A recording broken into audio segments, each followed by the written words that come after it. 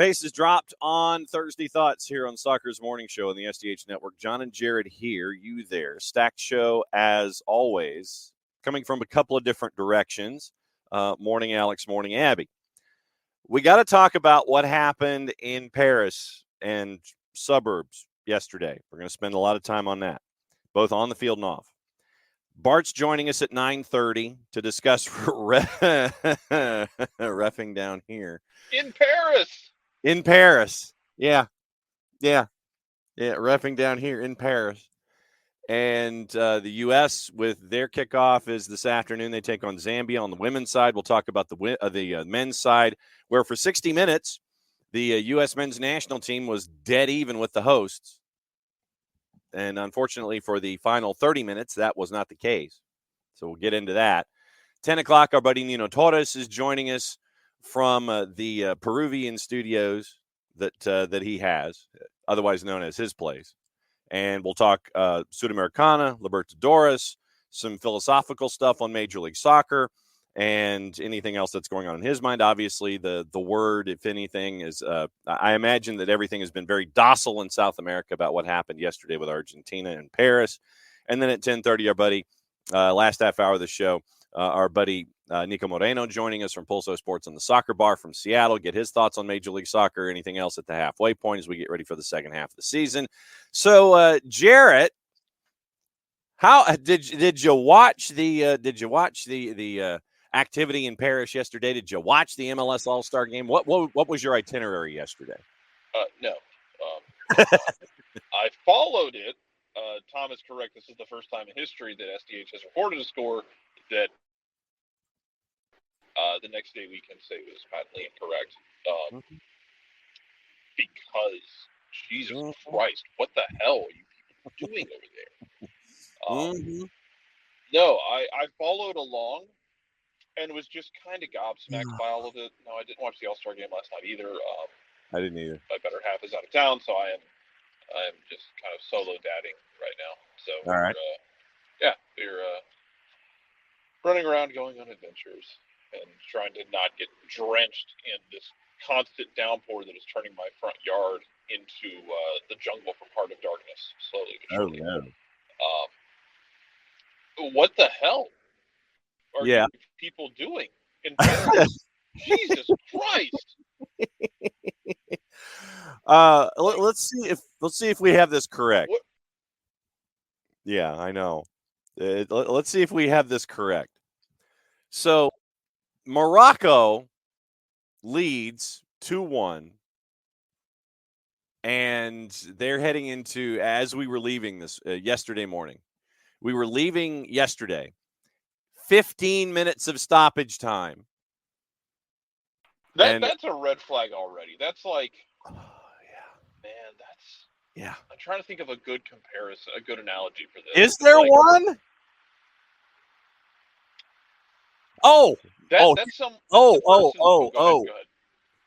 Munich 72, USA basketball and the Russians. I mean, that had more stops and starts. This game going to 15 minutes of stoppage time was like someone walking up to the bar and ordering gin straight because they like the taste. It's that moment where you're like, oh, if I just hang around this person, they're going to do some dumb shit. Like, this wedding has an open bar. He just ordered gin straight. I want to see where the night goes. Yeah, that's about right. I'm just going to need another witness to make sure that I am not implicated in anything, and video evidence to confirm that I'm not implicated. I was going to say, does your phone work? Does your phone have enough batteries? Can you record video? Oh, yeah, that's what this is. This is somebody going up to the open bar at the wedding, ordering gin just straight. And like, oh, I love the taste of it. Oh, me and you were going to have a great time. I'll remember it for you. Yes. And, let's make sure we got some bail money squared away ahead of time. Yeah, it'll be Rashomon from the party. Trust me, everybody's going to have their versions of what went down. So as yesterday, as we were having the waning moments of the show, can we say watch along? I guess we can. The sheer stunnage of 15 minutes of added time in the second half, first and foremost. Morocco's leading 2-1. all of you lose your collective minds when you get an equalizer to make it at 2. Christian Medina scores at 90 plus 16. Yeah, because Thiago hits an absolute piss missile that gets saved and then put back. Yeah. Like, none of this is a problem if Thiago's goes in the net. Mm-hmm. Yeah, and so it hit it was double save, crossbar twice, and just craziness in front of net, and it goes in. So, Christian Medina scores at 90 plus 16. Morocco fans are pissed. They start throwing like flares, drinks, anything short of, well, I don't know, maybe some did throw their own clothing, I don't know. But missiles thrown onto the field, all that stuff's hitting the field. Fans get onto the pitch. Morocco was like, nope, we're out. We're seeing all this stuff. We're heading to the tunnel. So they head to the tunnel, and everybody's thinking, okay, 2-2 draw. We're looking at VAR. It's good. It's whatever. Everything's cool. It's a 2-2 draw. We've got chaos. Unfortunately, for everyone involved, the match was not over, because when Morocco's roster leaves the field, the match had not come to a conclusion. So you have to restore order inside the stadium. The match had been suspended and not terminated. So 90 minutes later, they come back. 2 hours later, they're on the field in an empty barn. VAR is dialed up at that point. They look at the Medina goal. It is judged to be offside. We're back to 2-1 in an empty stadium with the rosters there. They play 3 minutes. Argentina does not score in an empty stadium. Morocco wins. That was yesterday. So here's something I can tell you from my perspective. It would have annoyed. It's not a consequential complaint by me. It's just a complaint of if I'm running camera and, hey, we're done. Cool. Start striking everything. Oh, no. And I get, if you've never built a camera before, it's a process. There's a lot of stuff that you have to, get squared away correctly. Trying to think how else. You're getting the tripod set, you're leveling it, you're putting the head in place, which is unreasonably cumbersome sometimes. You're getting arms put in. You're getting everything set. You're white balancing. You're physically balancing the size of it. You're doing all of these things. If hour after the game, I'm in the middle of striking this thing, and you're not going to carry this thing out of there, by the way. Not reasonably. So you probably have a flat cart, like a Home Depot flat cart to carry it off in. If you tell me an hour later, hey, put it back up, you got a game still going. Watch how fast I absolutely whip someone's ass. I would be irate. I mean, and hopefully they communicated to everybody, hey, don't go anywhere. This thing ain't dead yet. So hopefully they communicated that. God, I hope so. Anyway. Oh, man. That was really dumb. It really was. And also, to add insult to all of it, Javier Mascherano said that his players had stuff stolen. Had to happen to me once in high school, out of the basketball locker room. It sucks. It's never fun. Don't do this, people. The Australian cycling team's car vandalized. Athletes' belongings were stolen as well. Argentina, Morocco, Argentine players had their stuff stolen. So, I mean, this is stable. Yeah. Welcome to the Olympics. Oh, my God. So there's the question, Abby. I don't know if they can protest the game. I don't know. Yeah. That's a great question. No idea.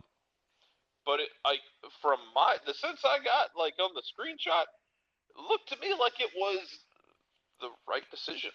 Yeah, even if it was 2 hours later, yeah. Even if but you hold it responsible of like missiles on the field, that kind of thing. Like that does complicate matters. Like, because we can be mad in the sense that like we need you to get off your ass, everybody, and like communicate this better. But also don't throw things on the field, because then you get an hour's delay, and it's really dumb. And you do have to protect the players and the officials and the staffs. Yes. Like, that is important. Yes. Keeping everyone alive is of great interest to the game. Yes. So. And shocking no one, according to Adriana Garcia at the four-letter, the Argentina Football Association, the AFA, made a formal complaint to FIFA's disciplinary committee, the pitch invasion, all of that stuff. AFA said in a statement it had lodged a complaint to FIFA demanding the, quote, necessary regulatory measures be taken for an event of such seriousness. I believe the word that was used, I want to say it was by Mascherano, was circus. The statement added, quote, it is imperative to guarantee the safety of the protagonists for the peaceful development of this beautiful sport that is football. And from the home of Argentine football, we will do what is necessary to make this happen. Mascherano described the events as the biggest circus I've ever seen in my life. Messi on his IG had an emoji up, and the word unusual was there. Chiquitapia said that it was regrettable what we had to experience today as Argentinians in Saint Etienne. Saint Etienne has been a very busy place. Waiting almost 2 hours in the locker room only for our players to have to go back to warm up, then continue playing a match. It should have been suspended by the referee after the pitch invasion by Moroccan spectators, and the violence suffered by the Argentine delegation is truly senseless and goes against the competition rules. Furthermore, the opinions of the captains of both teams who believe the game should not have resumed were not heard. Chiquitapia, I thought I saw stuff in the tunnel where the one player, the Moroccan captain, was trying to talk to the center official and go, I think you got to check this for offside. But, okay. And, this is why, like, amongst the many reasons why we don't, like, storm the field, or we don't throw things on the field, you threw the whole game into chaos. If you really wanted to be a heel of a human being, I guess you could have argued, like, hey, Morocco fans were throwing things on the field. It seems that was the case. Yeah. Morocco fans were throwing things on the field, so, like, now what do we do? Like, how do we... we got to get everybody off the field, and like, oh, well, you got to look at this. Well, you got to get your people to not throw things first. Yes. Also, stuff getting stolen out of locker rooms. Like, it's just that's the whole thing is a disaster for Paris right now. Like, that is to the Olympics. Yes. Now, are there greater disasters in Olympic history? 100%. But this is not how Paris intended to start the Olympics. And now they're kind of facing problems. Yes. So you got that. And like I said, Bart's set to join us in 10 minutes to discuss all of this stuff. But secondarily, he said, calls are now coming from inside the house itself in Canada for Bev Priestman's head. After everything that has gone on with Canada and the fun with drone episode that we seem to be having here. And our buddy Gareth Wheeler from One Soccer was on CP24 yesterday, and Gareth was asked about the whole thing. And so here is what our buddy Gareth Wheeler said about the calls coming from inside the house. Let's not mince words or walk around this. This is cheating. This is cheating at the Olympic Games, and the games stand for fair play, respect of your competition, respect of the sport, and this completely spits in the face of that. This is the responsibility of one individual and one individual alone, and that is head coach Bev Priestman. She is in charge of an 18-member staff. She's in charge of representing the Canadian Soccer Association. She's in charge of doing what's in her players' best interest here. Spying this way using drones not once but twice is not a coincidence. This is a pattern. And this is something that needs to be handled even more seriously than it has. I feel bad for the two staffers that have been sent home by the Canadian Olympic Committee, because those two staffers, their names will be intrinsically tied to this incident. But the responsibility lays at the feet of one person, and that is the head coach, Bev Priestman. The fact that she has voluntarily stepped away for one game, this is not a sign of leadership. She's allowing two other individuals on her staff to take the fall for something that falls under her responsibility. She should have resigned. She should step away. She should no longer take part in the Olympics. Again, this is cheating. We as a country are better than that. We've learned the hard way over the years with other scandals. And this to launch what's supposed to be a really exciting couple weeks where Canadian athletes are going to shine and star. This is just such a bad tone to kick things off with. Gareth ain't wrong, Jarrett. He ain't wrong. No, but let me ask a question because I'm kind of pissed off. Sure. About it. Go. Why should I feel bad for the staffers who cheated? I don't. And this is mostly me playing devil's advocate. Sure. Gareth. Yeah. Like I imagine they were either. So in my brain, this is how I feel about it. One of two things happened. Yeah. Okay? Yep. Either they were totally fine with doing all of this. Yeah. Or the environment around Canada's national team is so unbelievably toxic that they felt they could not say no. Yeah. That is where my brain lands personally. Mm-hmm. Either A, you were fine doing all of this, or your national team setup is unbelievably toxic, and we have bigger fish to fry and bigger discussions to have because you felt like you could not say no when somebody said you gotta go in here and fly these drones and cheat. Yeah. And spy. Mm-hmm. So that's where my brain is at. The second one of those, yeah, I do feel some sympathy for them in that situation. Because, yeah, if it's that toxic of a workplace, like, that's not fun. It can be tricky. Like, sports workplaces we know can be toxic. Like, that's not unheard of things being unbelievably toxic. Mm-hmm. But people feeling like this is the only way that I can like advance in this sport that is very like sports are very weird to try and advance in. And if you felt like that was the only way you could advance, oh buddy. Mm-hmm. Like Canada already has a lot of problems, you know? Yeah. Like Canadian soccer already has problems. Yes, they do.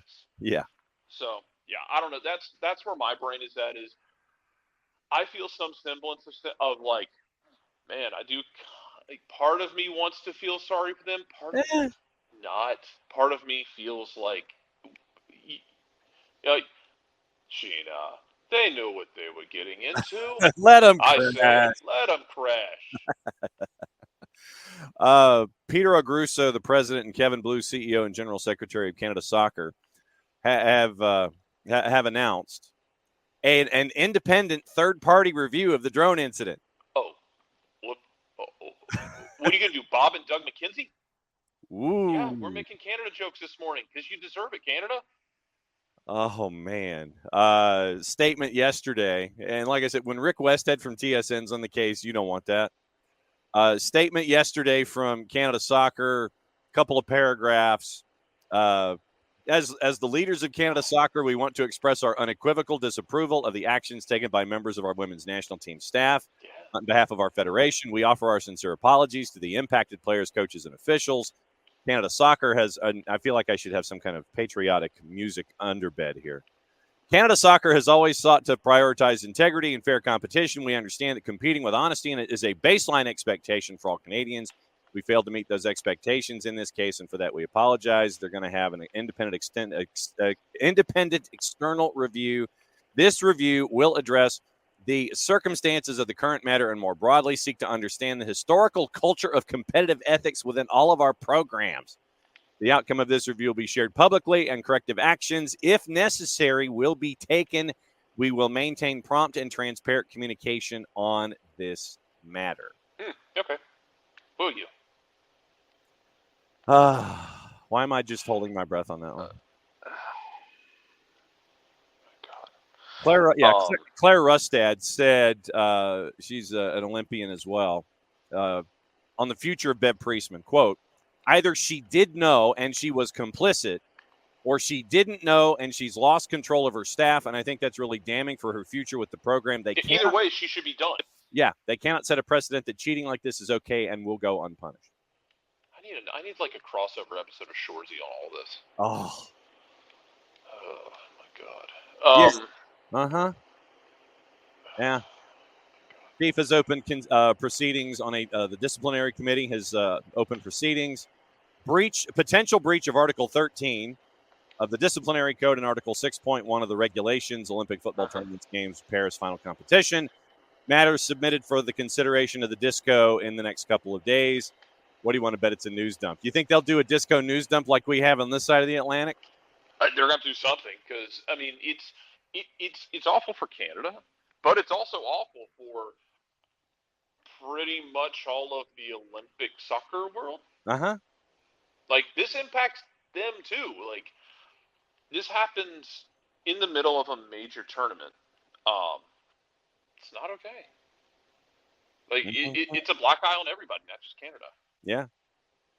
Like, just you get into a tournament. I swear to God, you get into a tournament, and sure enough, you can't even get out of day one without and the friggin' opening ceremonies haven't started, and you're having all this kind of stuff going on.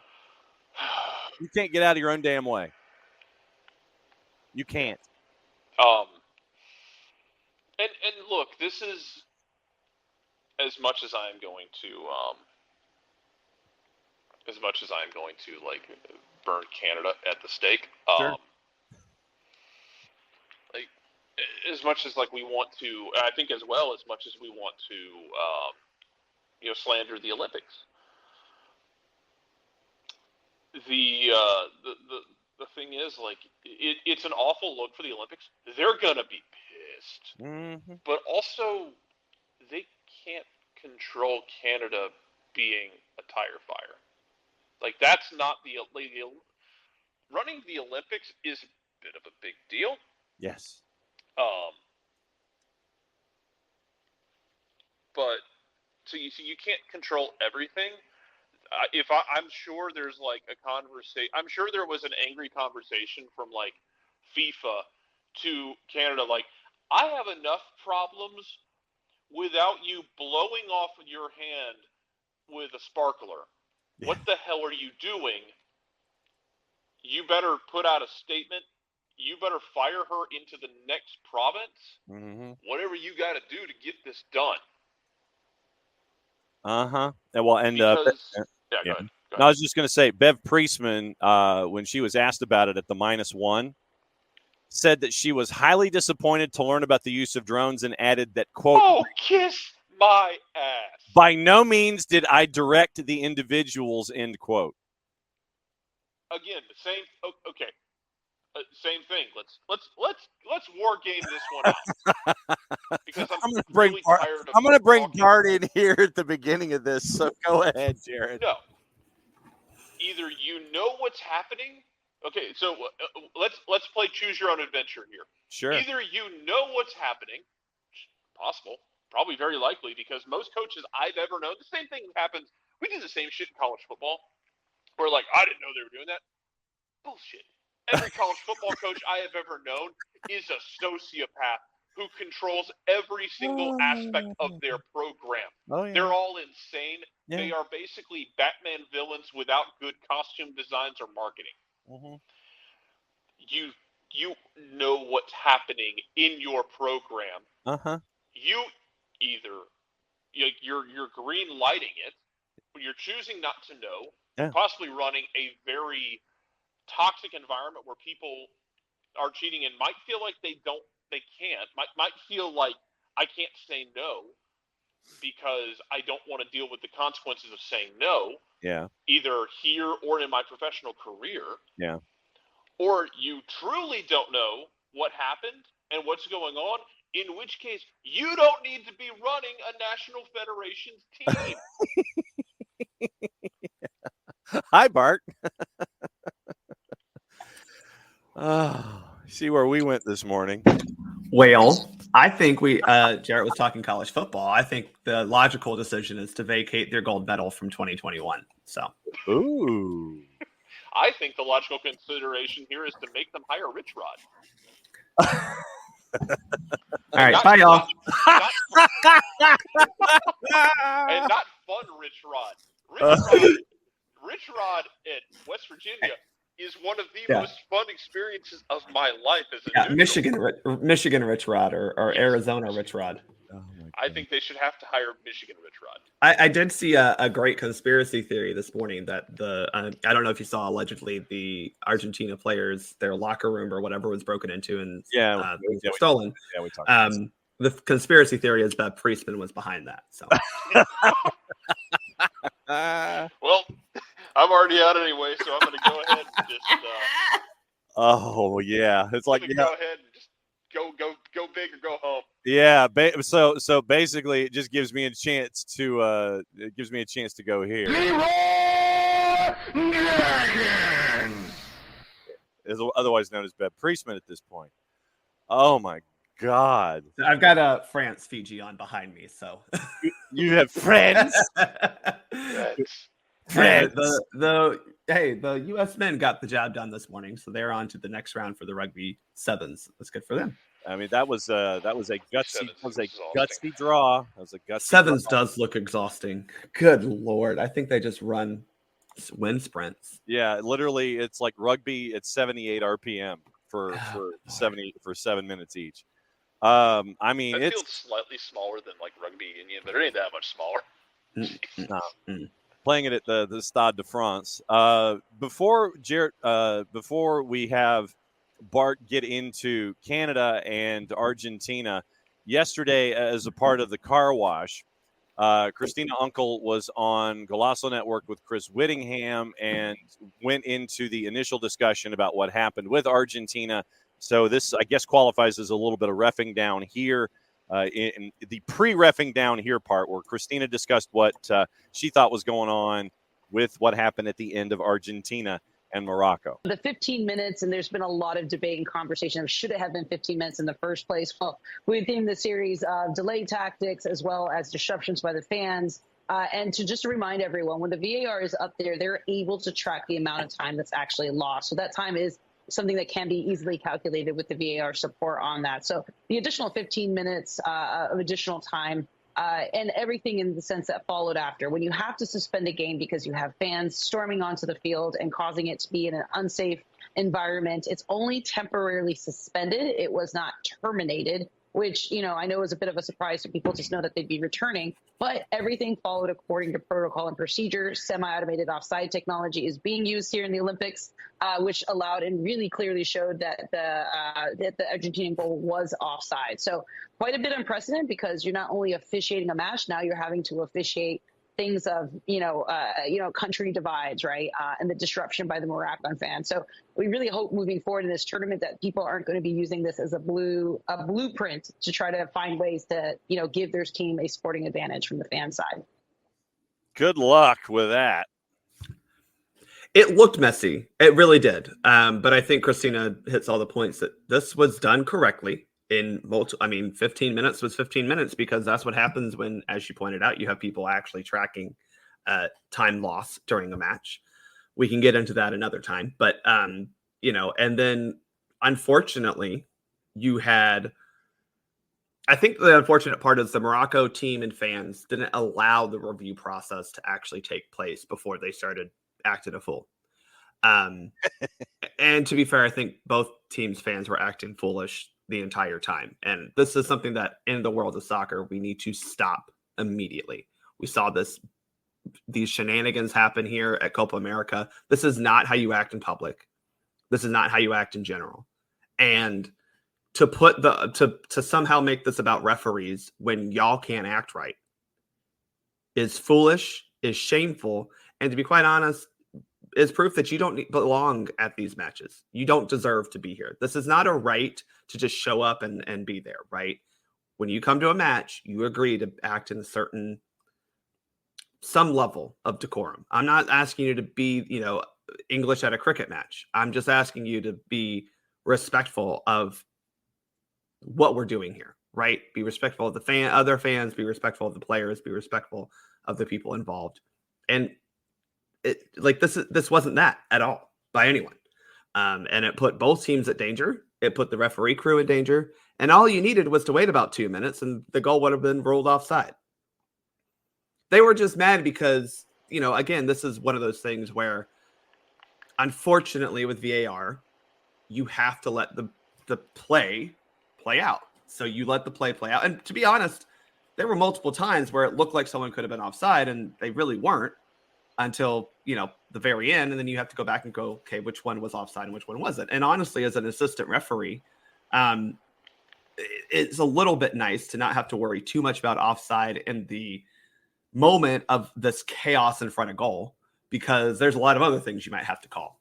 Handballs, fouls, all the shenanigans that could have happened. And to allow VAR to take the biggest onus of the offside, unless it's something truly, obvious, it is kind of nice because, again, you can focus on, real misconduct happening in front of you. But all they needed to do was wait a couple minutes and this goal would have been ruled offside, because as we had the semi-automatic offside and other VAR mechanisms that probably would have showed that the Argentine player would have been offside. And they didn't. And that's shameful, to be quite honest. Topic number 2, Canada and New Zealand. They play in an hour and a half. Yeah. Bev Priestman will not be on the touchline.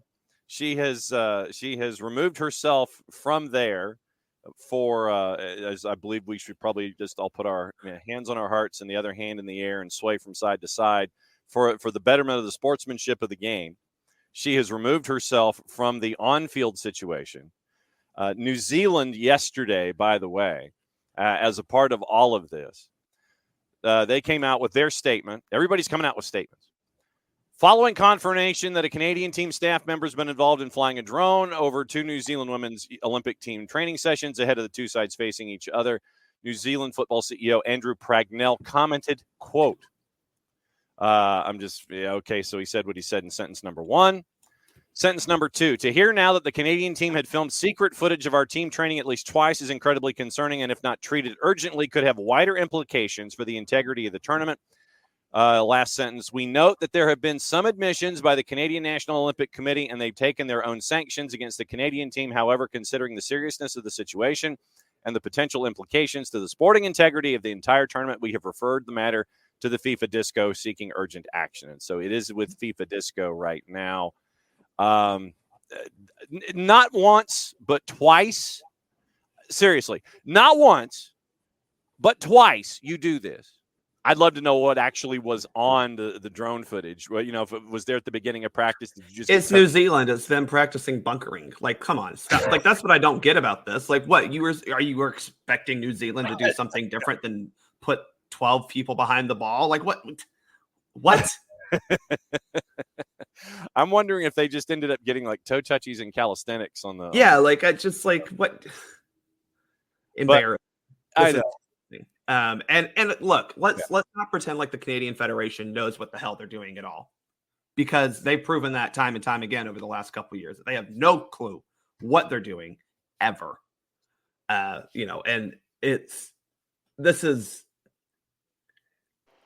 we joke, if you ain't cheating, you ain't trying. But this wasn't even good cheating. It's not good cheating.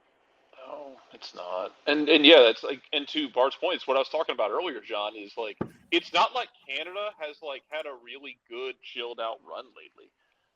Like questioning like who was going to coach the team. Were you going to be able to pay that coach? Were you going to pay your players? And not like pay the players in like a, hey, pay them equally. No. Are they going to get a check that doesn't bounce? Yeah. The semantics. These are conversations we have about NISA. Yeah. And we're having them about Canada's national team. Yeah. Yeah, that's true. But how dumb are you to get caught? B, you do it once and you do it twice. And I believe the uncredentialed team member, we had mentioned that Saint Etienne was having a busy time, faced a court in Saint Etienne. It was a suspended sentence of 8 months jail time and sent home. So legitimately, as we were, as we ran the sound from Gareth Wheeler from One Soccer before you came on, Bart, I don't know how Bev Priestman survives this. I really don't. Well, and that's the thing is this isn't something that like you can look back on and go, well, this is a poor result of a tournament, right? Or, she made a player mad and, had a bad relationship with a player. This is about the integrity of the sport. Mm-hmm. This is about the integrity of, the federation. This is not good in terms of, you can't allow someone to get away with blatant cheating. And I'm not saying cheating doesn't happen or spying or scoping or whatever you want to call it. Like, there are different levels of the scouting game. Mm-hmm. We all know this. But again, this is New Zealand. This is not a team that does something different necessarily. Cheating on New Zealand. That's what I just like. It's New Zealand. And that to me rugby, is y'all. Right. This isn't rugby. Ain't walking through that door, baby. It's embarrassing that they had to resort to this, because that shows to me, if I'm a Canada fan, that shows to me that Bev actually doesn't have any confidence in her team, that they have to cheat to beat New Zealand of all teams, which New Zealand just doesn't win. They don't win at international tournaments. They qualify because they're an easy qualification group. They get there and they're not good, and to me, this is a signal that Bev doesn't think her team is either A, very good, or B, can beat New Zealand. And that's kind of concerning from the sporting side of things. What do you do to Canada? I mean, in this tournament, legitimately, should they be removed from the tournament? Do we go to that kind of an extreme to set some kind of an example, or are we just going to get another disco news dump of a finger wag here? You say extreme, like kicking a team out of a tournament is a unnecessary potential punishment. Not saying you do it, but like your players are responsible. Players are sometimes suffer the consequences of their coach's stupid decision making, and like if this were a youth tournament and people were cheating, you'd kick them out. I mean, it's a different kind of cheating, but generally it's like, I'm 12, said the 30-year-old. Yeah, I was going to say, this isn't like what's his face from the Little League up in New York. Danny Almonte. Yeah, this isn't a Danny Almonte kind of a thing. This is literally taking drones and spying and shooting video of an opponent in a tournament, which also opens the door to this question. Yeah, okay, you did it this time and got caught. Yeah. How many other times is this something that's prevalent within the Bev Priestman administration when it comes the scouting opponents. You've Right. opened that door with this activity getting caught in the 5-ring circus. Well, and this is where if I'm France or Colombia, other teams in their group, Yeah. I want to know, were they spying on us? Did we just not catch it? Mm-hmm. Obviously New Zealand's their first game, so it's safe to assume that they were just spying on New Zealand for that. But like, why wouldn't they also try to get practice footage of France and Colombia? Mm-hmm. Because this is someone who clearly doesn't care. And look, Bev may not have done the actual thing, right? But I'm with you, Jarrett. There's no way she didn't know.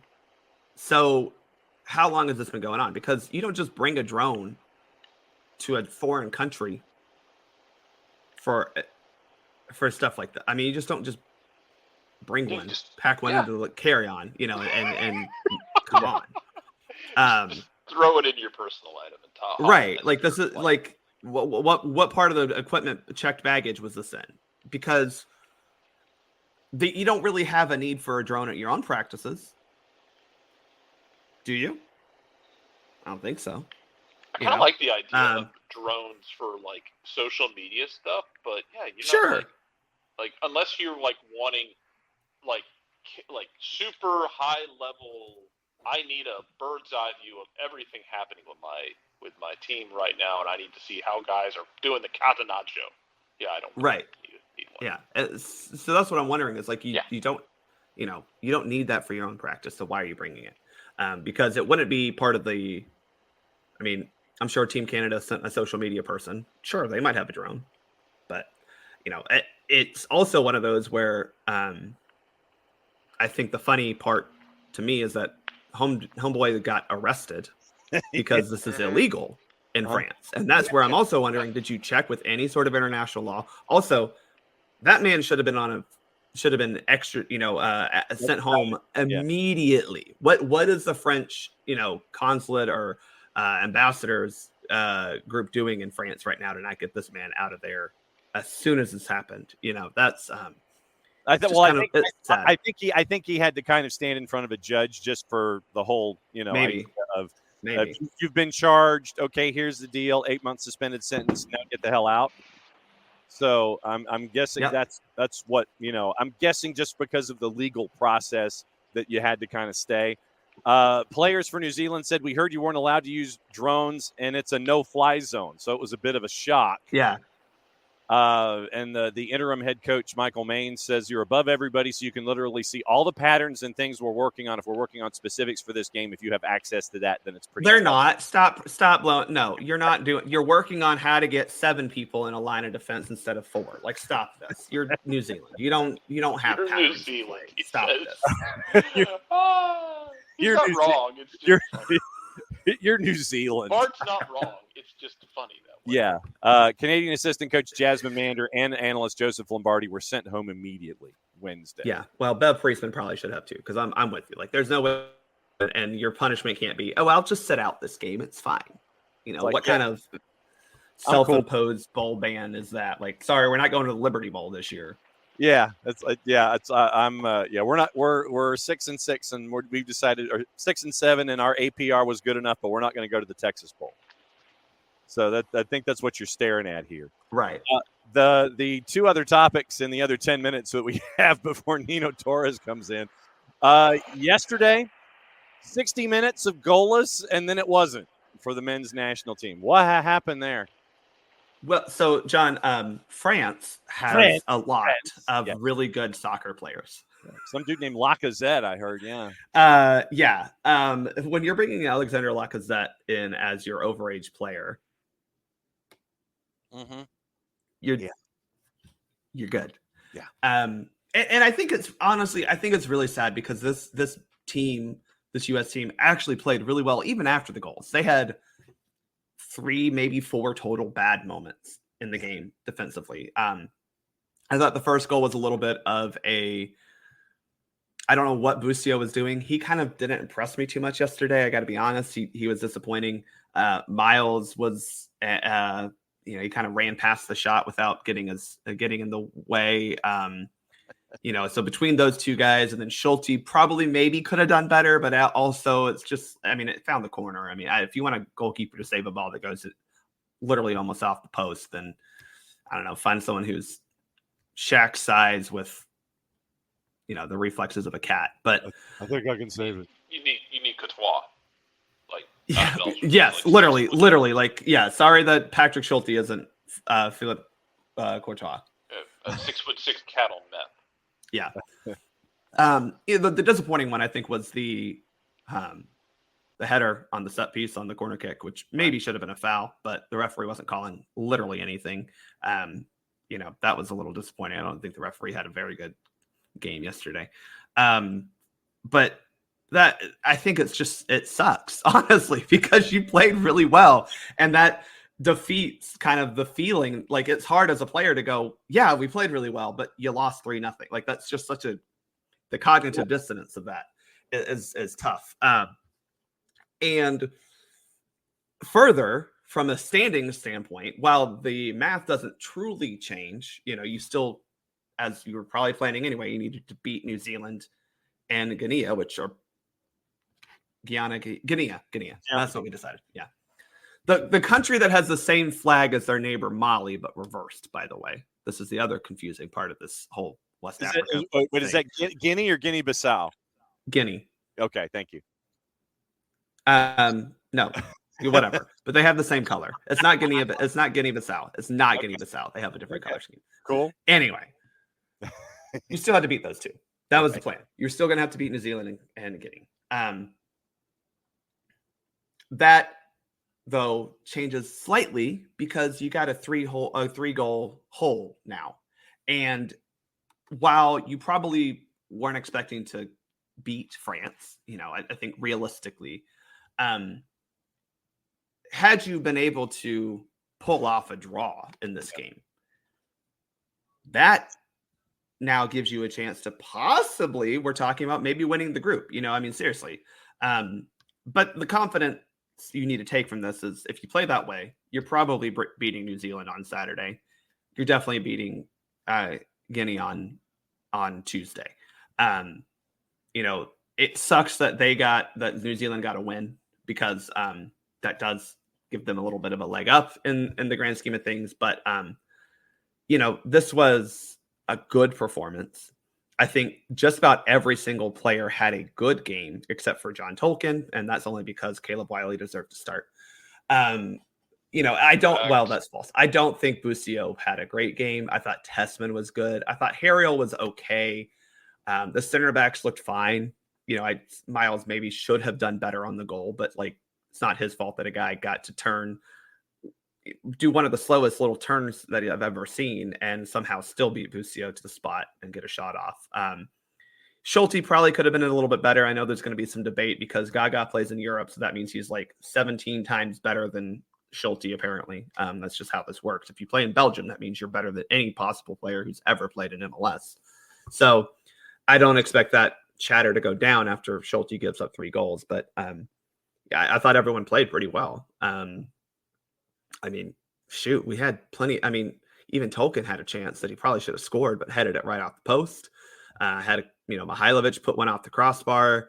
We had chances. We deserved a goal. And you just have to hope that as you keep playing against a team not named France, with still somehow able to put out a fantastic team at the U23 level like this, you're going to get some goals go your way.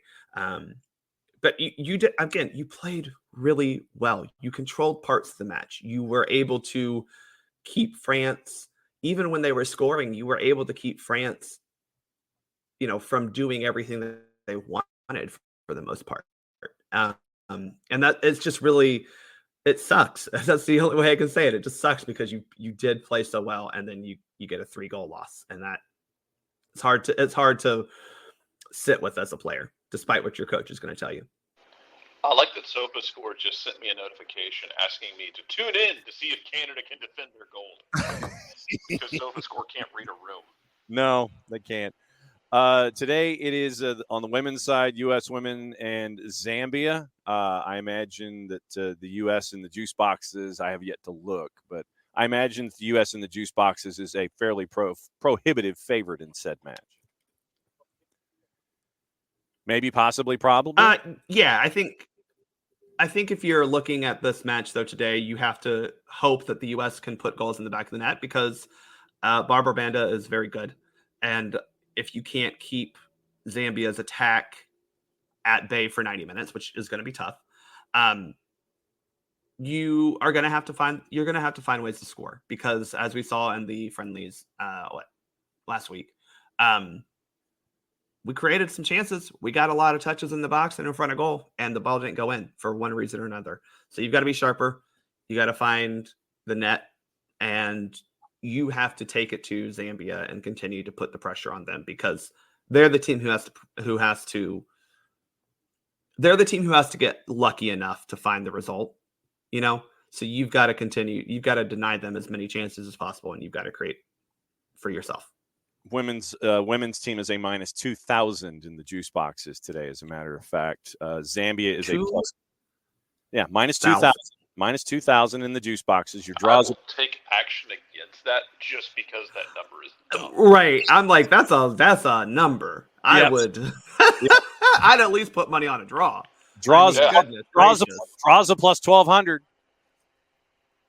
So I'll be in Vegas this weekend, by the way, Jarrett. That's right. So that's why Bart's getting in his licks now because he's not going to be with us next Monday because he's actually going to the Nationals. Well, we'll see.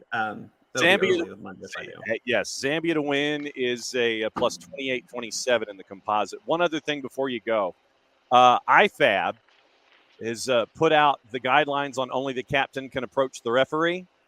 Yeah. And Tommy Scoops caught up with MLS Senior VP of Sporting Development, Allie Curtis. MLS is planning to implement that rule that only captains can speak with the ref on the field, as we saw at the Euros. Quote, there's a lot of momentum to have that rule implemented in MLS. I really like that rule, end quote. I like it too. I think this is something that, as we've seen, the crowding of the referee and the constant blowing the explicit rating, bitching at the referee. I believe Jarrett already. Okay, good.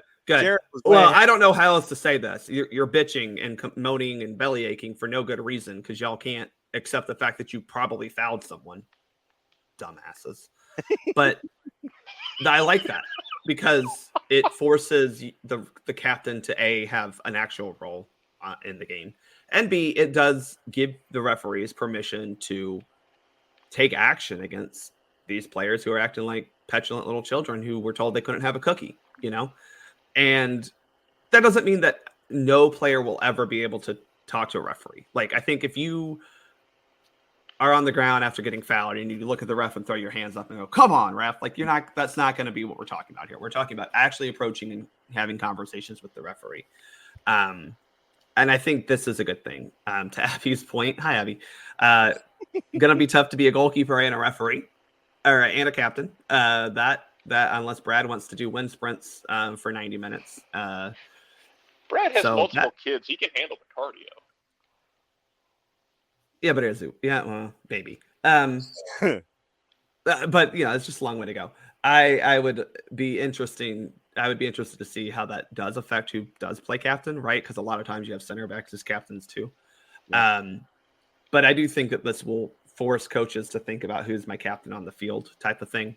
Not in a bad way. I mean, Brad's still the leader of this team in this clubhouse, but do you put a guy like Dax?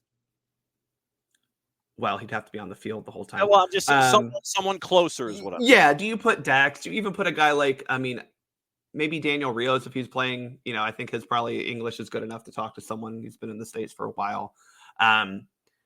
Brooks. A guy like that. Brooks. Yeah. Brooks is probably a good shout.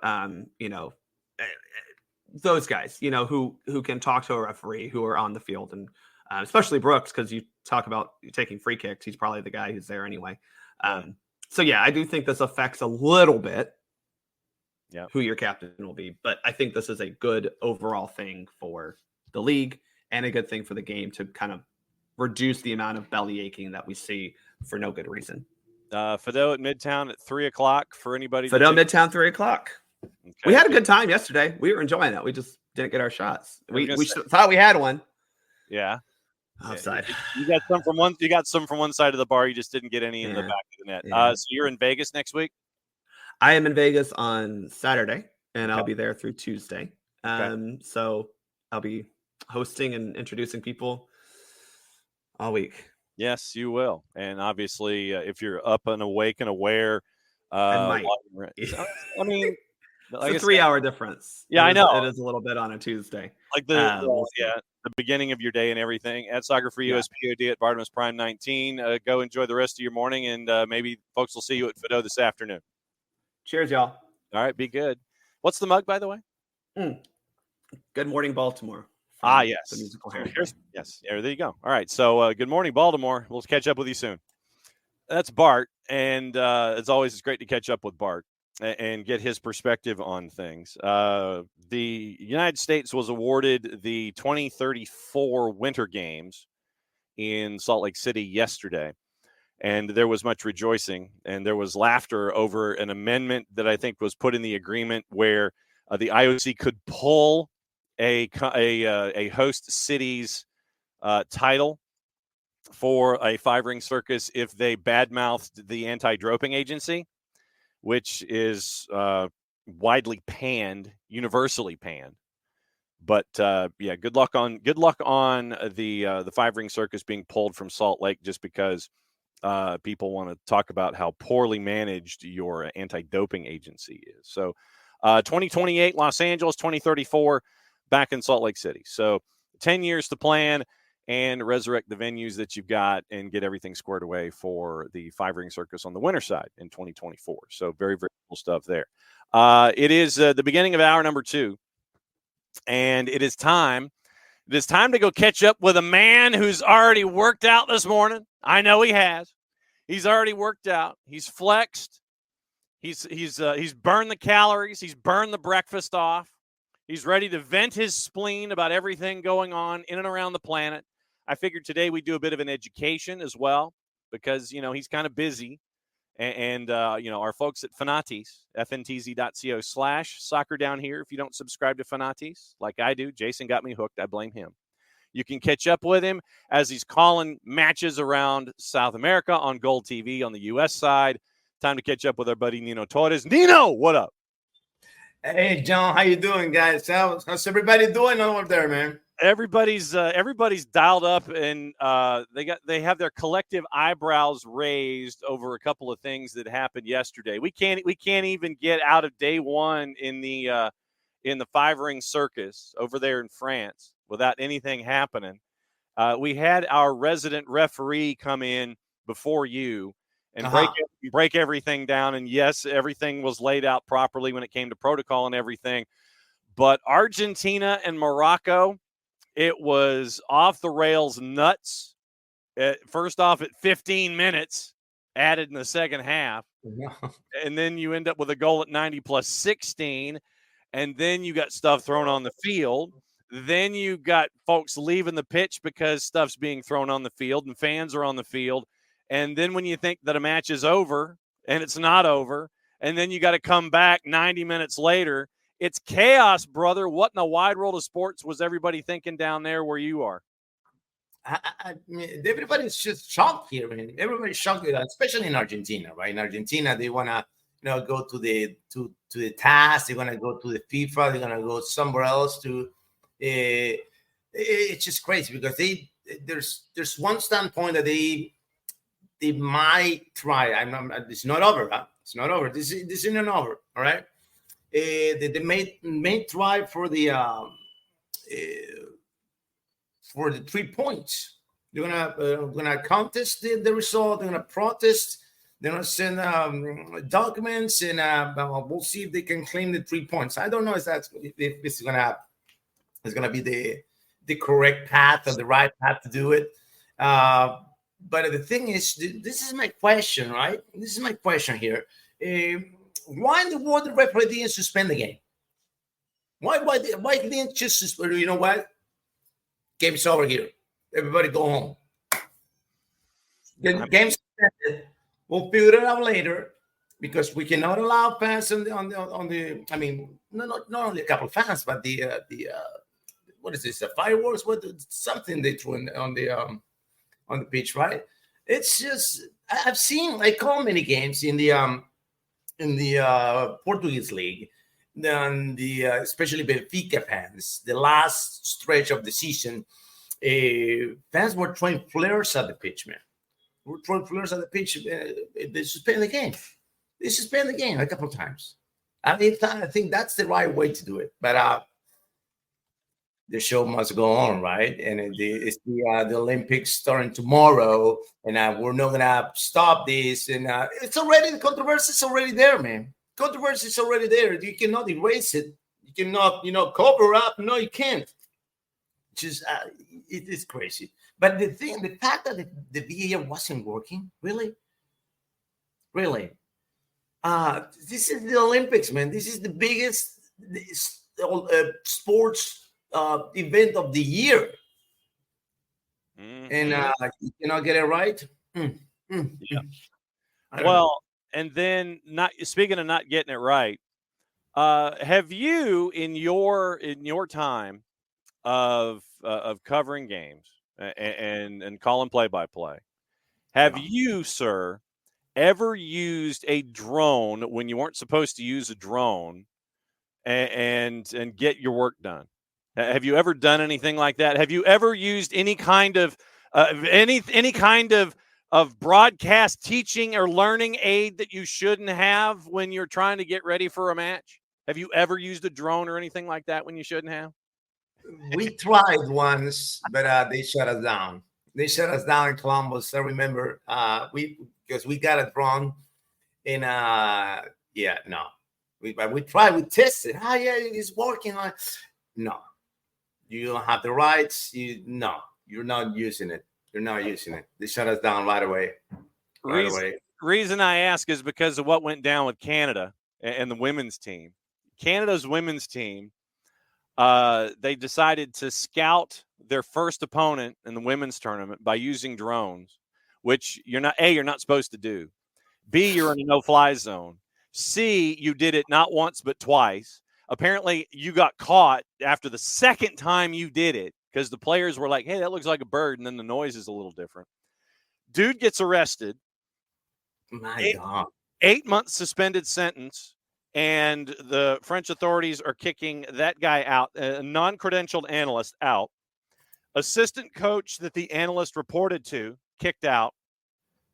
Canada's coach is like, that's not how we operate here. I knew nothing about it, kind of a thing. I didn't authorize. So she denied, Bev Priestman denied any knowledge of the activity. And she has removed herself from the touchline for this first match. For this first match of the Canada and the women's tournament going up against New Zealand. New Zealand wants it to go to FIFA's disco. FIFA's disciplinary committee is looking at it right now. Canada can't get out of their own way as defending as gold medalists. It's an absolute mess. Like I said, brother, we haven't even gotten to the opening ceremonies and all hell's broken loose overseas. I'm just hoping that tomorrow, man, the Sena River behaves, man. What if something happens, man, on the river? The boats collide or something. They're gonna do that parade on the river, and they hit any of the bridges there. I don't know. It's gonna. You got the surfing competition in Tahiti, man. It's a French territory. They round it. It is right, but they got to be a risk, man. They got to be a risk right there on the coast of France, man. Why? I don't know. But anyway, back to the thing of the drones. Yeah, that brings me over to the Bielsa situation. Remember that when he got involved with the Spygate? Dude got busted, and then Bielsa takes out a PowerPoint presentation, basically saying, "I didn't need it." Everybody's like, "Oh, Bielsa's going to resign." I call this press conference like. No. And then it's like everybody's there and they're waiting for Bielsa to resign. Bielsa busts out a PowerPoint presentation going, "I didn't need it." and then the coach of Canada is going to say, "I'm not going to be on the touchline for one game." All right. So just want to be show my respects to prove that I didn't do anything wrong. And all right, so you're going to give me now the magic bullet theory now too. Yeah. I mean, we were talking about it with American college football coaches. They know everything. They are in such control of their programs. Absolutely everything. No one steps out of line unless the coach tells you to step out of line. Exactly. Come on, man. Come on. Don't tell me that you didn't know. Oh, it's just that's PR. It's just pure PR. To cover your ass and to try to get it going in some way somehow. But the coach knows everything. That's she can't survive this, can she? I don't know, man. It's Canada. What do you want to tell you? It's Canada. I think that she in any other country she wouldn't survive, but I don't know in Canada, man. Those guys up north are kind of weird and sometimes. Well, but considering that they went all what you call it? They went all college football to try to find a sponsor so they could hire Jesse Marsh. It is a tenured professor position, as Soccer for US podcast Bart Keeler said. It's a tenured professor position with what Jesse Marsh has. So that's where they are with getting money right now. It's like we'll bring in coaches, but it'll be a sponsored gig. That is not me calling you, by the way. I know. That is not me calling you. So, I mean, yeah, Canada by nature is a bit of a mess, and they're having to sit there and try to figure out how to do things. But no, legitimately, Bev Priestman cannot survive this. They're doing the internal review and everything. And so we're waiting to see what happens with the internal review and the FIFA disciplinary committee. But no, she can't survive this, man. No, she can't she? No, she won't. She won't survive. She won't survive. And it's just, and I think it would have been different if it would happen in I don't know, in the domestic league or something, right? Yeah. But not at this level. Not at this level. The level of this competition, all the nations that are involved, the prestige, everything. There's too many things behind just this action that it's going to focus solely on the soccer team. Oh, just be careful because it could be any more repercussions as the entire nation, as the entire Olympic delegation from Canada. Okay, yeah. So it's not going to be just that. No. This is the Olympics. This is global. Speaking of global, your time. Go ahead and flash the gun show. Can you flash the gun show one more time? Yeah. And show everybody else what's going on. Because that city that you got, go ahead and let me see the gun show, brother. Because folks who have not seen this, right there, that is the map. That is the interstate map of Columbus, Ohio, right there. That's strong. That is strong. They had the MLS All-Star game this past yesterday, and Liga MX took MLS to the whipping shed. Again, 4-1. Again, yeah. When you spent time in Major League Soccer, when you were in Columbus, Ohio, what did you think of the MLS All-Star game when you were here in the United States? That they needed an upgrade. That's what they needed. This thing that they're doing now with the Liga MX All-Stars, I think is the right way to do, because it's a game that I know it's a show, right? I know it's a show. I get it. But at the same time, you as the MLS, they need to prove a point. They still need to prove a point. They still need that. They won the CONCACAF champions. Yeah, that's fine. Just once, right? Or twice. Does somebody else won another one? Or just once. Yeah, Seattle won it recently. Yeah, Seattle, right? But nobody else. That's as far as I know. Yeah. Right? I don't think so. So the thing is, they're still behind. Even though in Liga MX is a mess right now. Liga MX is a mess. They don't have relegation now. And it's crazy what's happening in the Liga MX. This is a league that I particularly don't like, because it's an island. It's an island. Once you go to the Liga MX as a player, you don't go anywhere else. It's so hard for them to get out of there because they pay an insane amount of money, right? The insane amount of money. The way that the regulations are going in the Liga MX, they keep you there. So that's why I don't like that league, because it's not a league that can export players easily. Or there is, I don't know what's going on with the Liga MX, but I think they need to change, but they're not going to change because they believe that they are the kings of the world. They believe that their league is better than the Premier League. All right, so the Liga MX, we're talking about MLS All-Stars here. I got to bash them in some way somehow because I don't like that league, but still they're still ahead of the MLS. Mm-hmm.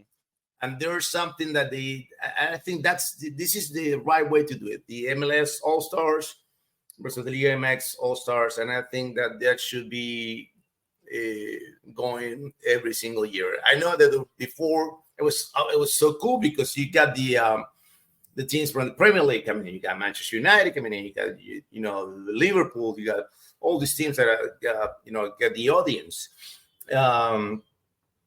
But I think this is the right way to do it. Before, when those teams were coming, it was scary, man, because you didn't know what to expect, right? Because Manchester United came in and boom, will run you over 5-0 no. They keep up, they show up their improvements as a league. But what's the coolest thing that I love about the MLS All-Stars? All the cameras, the new perspectives that they bring. Put the camera on the referee, put a camera on one player one time, right? Was it on Gusen? They'll do like GoPros, and they'll have them like wearing earpieces so they can talk to the play-by-play guys while they're playing, that kind of stuff.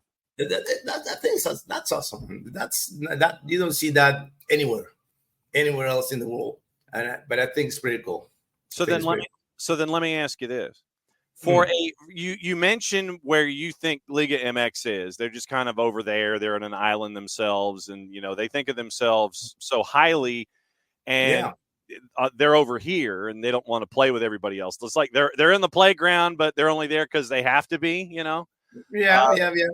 So for Major League Soccer, that is trying to be a top 10 league in the world, and I mean, you follow and you call leagues all around the planet. Major League Soccer is trying to be a top 10 league. I'd say probably right now they're like 12, 13, 14, somewhere in there. They're a top 15 league on the planet. If they're trying to crack the top 10, why have these exhibitions? I mean, I know I'm done with the end of the day because of the TV contract and Leagues Cup and everything. I know the why. But outside of the obvious television why not have the competition with yourself to prove to everyone else that your players and the depth of the number of players that you have, if you play yourself, you sit there and it's like, look, the quality of our players are more than just the 20 guys that we brought in here to get thumped by Liga MX. I mean, shouldn't you want to try to challenge yourself against yourself to see how good you are sometimes?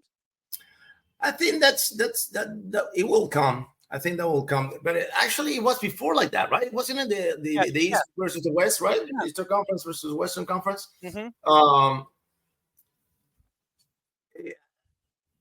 I think they need to take that leap, but not now. Give it a couple more years. I want to say give it 2-3 more years playing with Liga MX, and then once you, I want to say this: once you prove that you are toe-to-toe with the Liga MX, all right, let's do All-Stars, East versus the West. Let's get it back to us only. And shoot, I mean, if you're Apple, why don't you have a Liga MX All-Star game on your air the same weekend that you've got a Major League Soccer All-Star game? Have it like a doubleheader and showcase everybody on this continent. And that way you could do it that way, and you're not having to challenge yourself. See, we're as good as they are. We're as good as they are. See. I get it. Yeah, I'm trying to program it. I know. No. I get it. But they still need to prove a point. That's the thing, man. They still need to prove the point. And then the reality is that they're not up there yet. Yeah, that's the thing. That's why you have to go this route. It's not the preferred route. No, it's not what you want now, but it's what you need to do. It's what you have to do right now, because even though it's been an ginormous progress in the MLS. I mean, ginormous. Matter of fact, there's the number one. It's the number one. I think I gotta take a look at my data again, but I think it's the number one league to sell in terms of selling players to Europe. I think it's the number one, if I'm not mistaken, or number two in America. So we're talking about Brazil, Argentina. MLS is right up there in terms of selling players to Europe. So that tells you a lot about the progress that this league has made over the years, man. There are a couple other things that I wanted to have you talk to our viewers and our listeners about this morning for this go round of Thursdays with our buddy Nino. I think that I know that the diehards really have to go looking for it, but once again, our buddies at Fanatis really help us out with this. Right now, we are in Copa Sudamericana, Copa Libertadores time. Yeah. And what are folks here in the United States missing out on by not watching and adding it to their sicko TV viewing habits? What are they missing out on by not watching Sudamericana and Libertadores?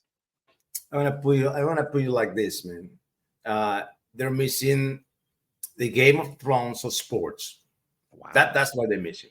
All right, because it's just so fierce. The competition is so ridiculously hard, ridiculously tough. Let me give you an example, right?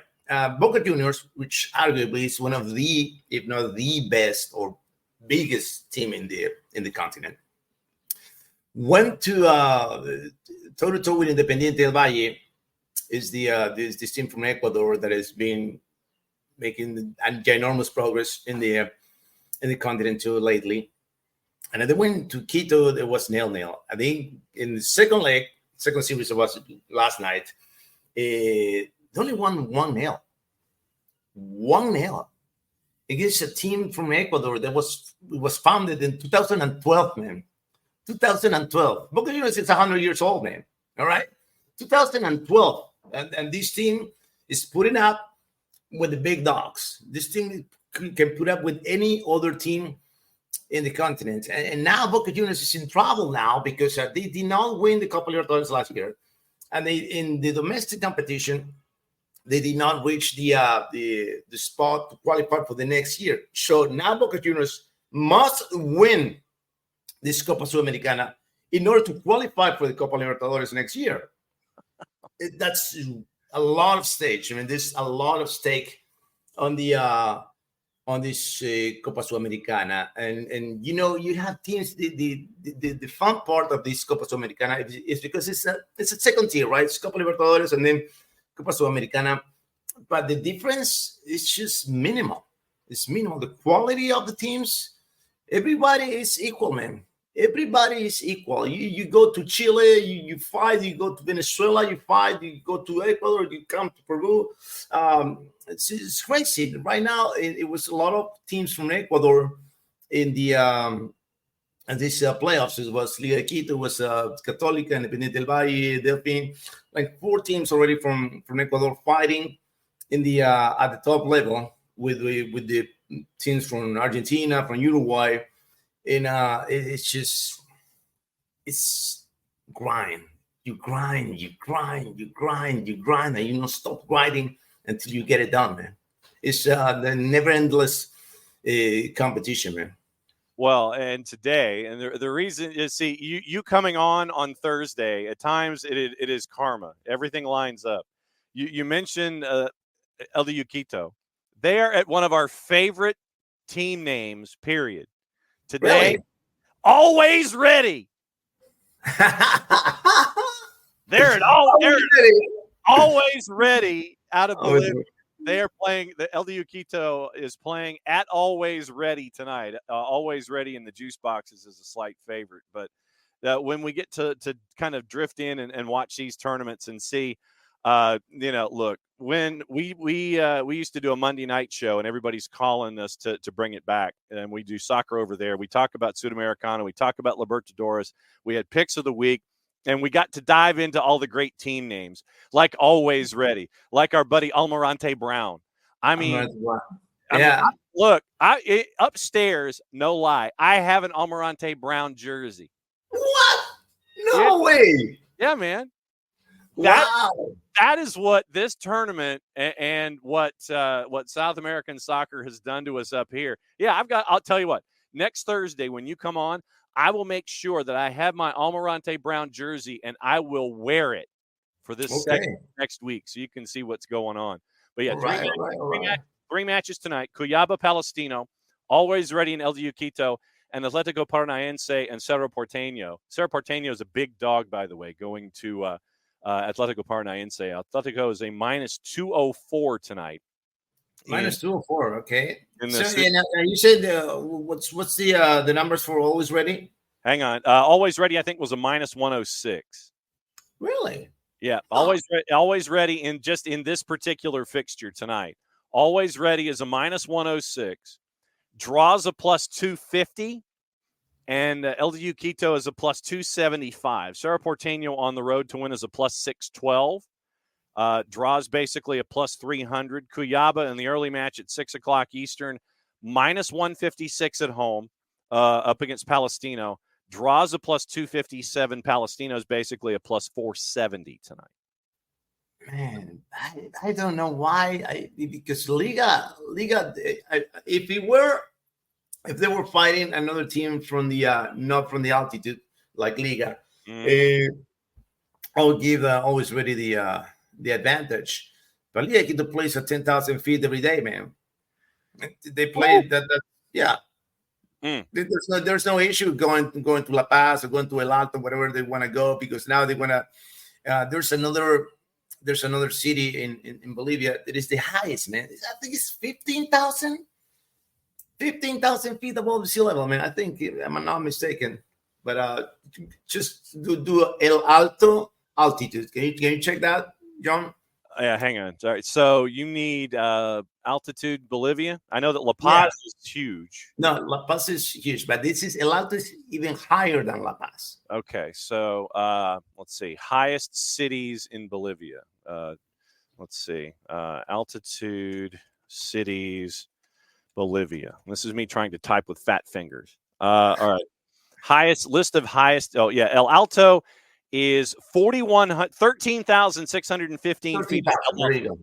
I was something like that. So El Alto is at 13,615. Potosi is 13,419. So there's number one and number two on the planet. Those two cities, both in Bolivia. Juliaca and Puno. Yeah. That's us. Juliaca is at 12,549. Puno is at 12,530. And Oruro in Bolivia is 12,159. So Bolivia has 1, 2, and 6. Peru has 4 and 5. And China has number 3 when it comes to the highest cities in the world. There you go. So don't play unless you're really ready for it. Make sure that you don't get a road game at El Alto or Potosi is basically what you're doing.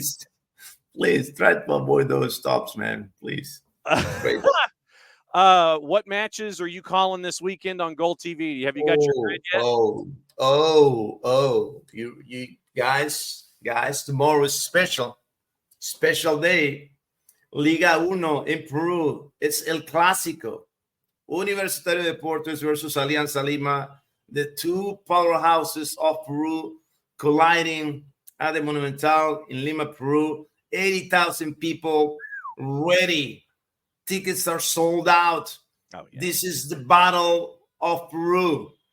I mean, and this is the centenary. This is the 100-year anniversary of my beloved team, Universitario Deportes, that goes against Alianza Lima. They're arch rivals, the compadres. You call it what you want to call it, man. But this game is just insanely huge in Peru. Everybody already getting ready. The barbecues already. Everything is set up already, man. You know, the presidents of Universitario Deportes sending messages. You know, we'll see you there. Talking to the Alianza Lima players. The Alianza Lima players saying this. There's a lot of media going since Monday, man. since Monday. Every single day, something comes up about the Clásico, man. It's huge. It's huge. Oh, that's fantastic. And as always, catch up with our buddy as he's got a busy weekend traditionally on GOLTV. You can catch it at fanatisfntz.co/soccer down here if you don't have GOLTV directly. It is always great to catch up with you for our versions of soccer over there, my friend.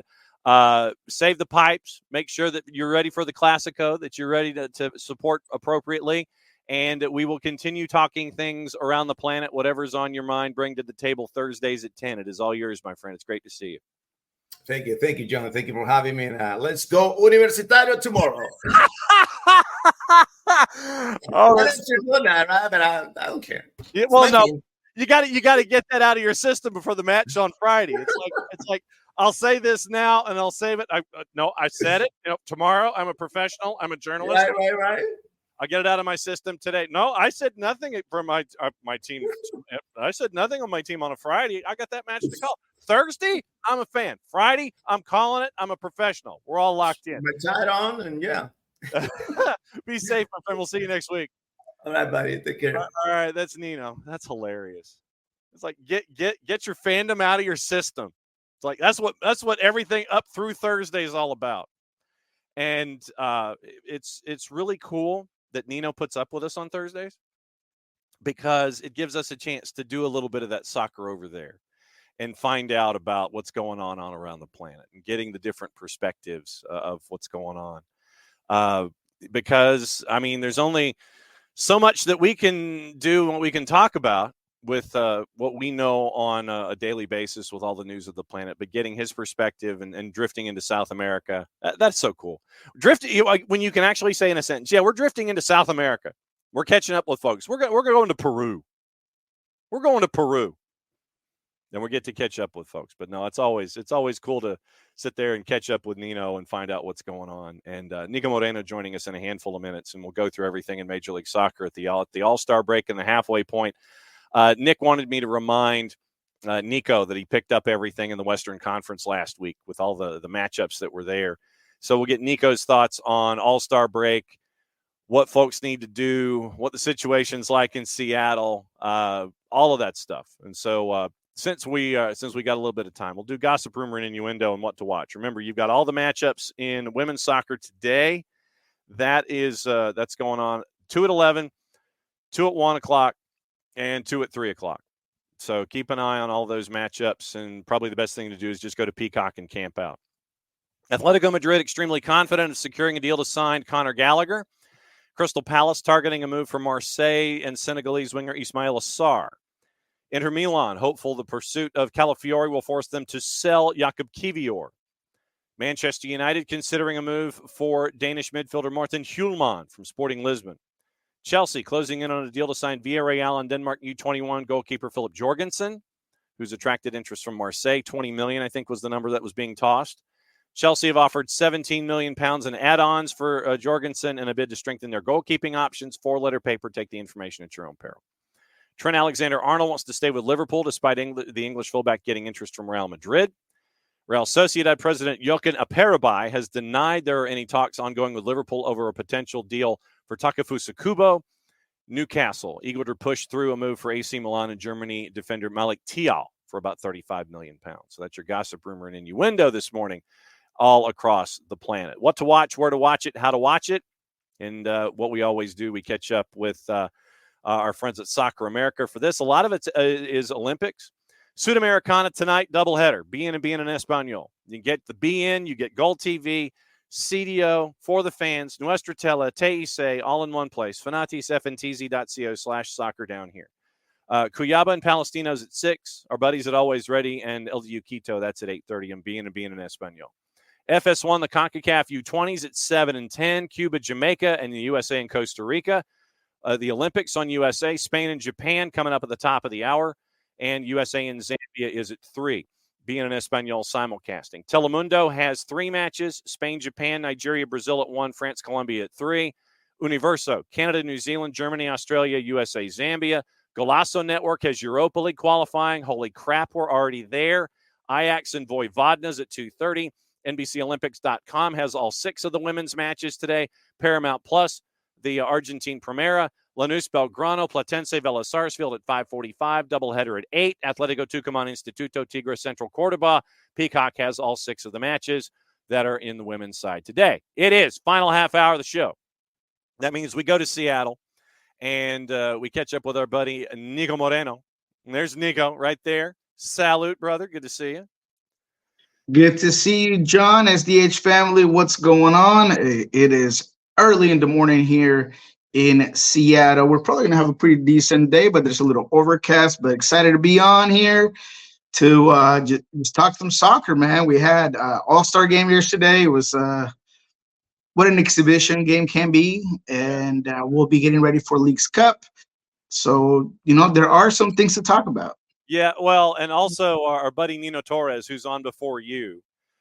Nino's still camped out. Nino's in the green room. He didn't want to leave. He posted something in the chat, and I'm just going to bring Nino back into the room because when the two of you get together, it is thunder and lightning. So I'm just going to bring Nino back because he had a Rui Diaz thought. And so Nino's got to plug his mic back in. He was just watching.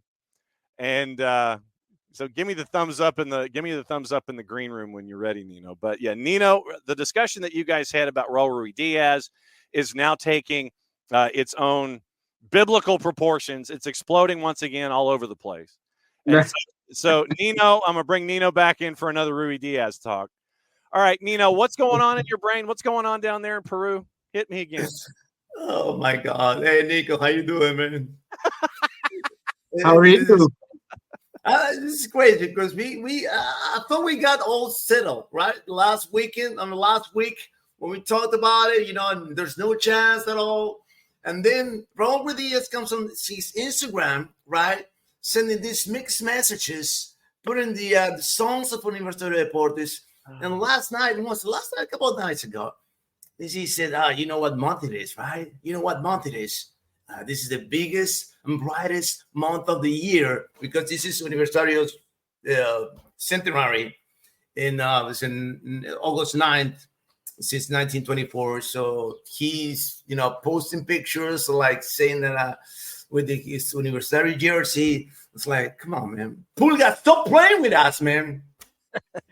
It's kind of funny how things work out, right? Sometimes we want something so bad that every single thing makes us think beyond what it really is. But Raul is just a guy that obviously has a piece of his heart with Universitario. He's a fan. He's played there. Of course, he's excited about, the anniversary and everything that is coming for Universitario. And as you or John or me would put on our Instagram, he decides to do it himself. But there is nothing beyond that. I've gotten a whole bunch of WhatsApps and messages. People DM me.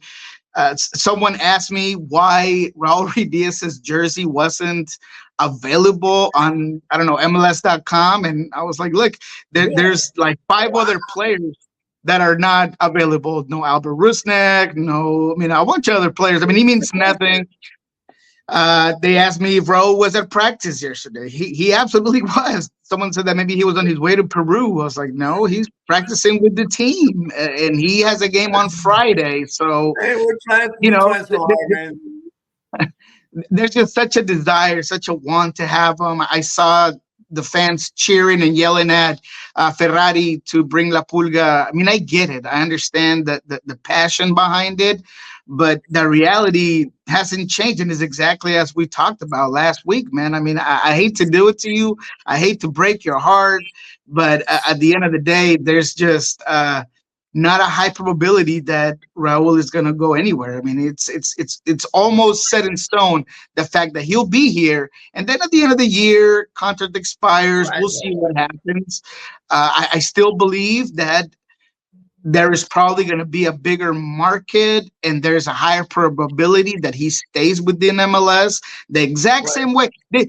Like history repeats itself. This is exactly the same things that I would hear from Nacional fans when Lodero was at the end of his time with Seattle. He's coming, and he put up some pictures of Nacional, exact same things, and he ended up going to Orlando because at the end of the day, these guys want to live here, and they like it out here. Yeah, they come from. They got paid good money, so no, it is what it is. And I wouldn't even put it past Raul that he could stay. I mean, I'm not his financial advisor, and I can't really tell him exactly, or his agent. I can't tell him what to take, what not to take. But Seattle will probably offer him a deal. You know, there is the legend rule here in MLS now, the Carlos Vela rule that might help him stay here. I mean, there are scenarios where he could, but he's going to test the market, and that's what it is. But right now, at this time, Raul Ruidiaz is going nowhere. There you go. So now, can you please spread that information to South America, sir?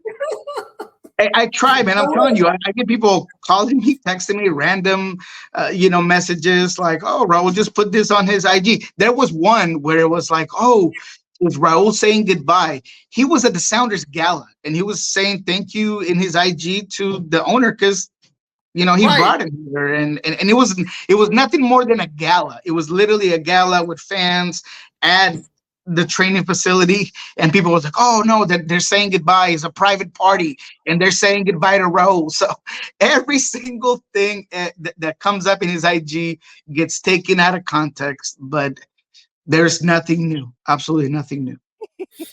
My God, man. So how come Nacional can bring Falcao, man? How come Nacional can bring Lucho Suarez, and we cannot get La Pulga? I'm in the streets right now, man. I'm going to protest right now. I'm going to go on the streets right now and go to the Monumental Stadium, walking. It's like 5 miles from my house. So I'm going to go there and talk to Ferrari, man, telling them, how come these guys can bring their legends and we can't?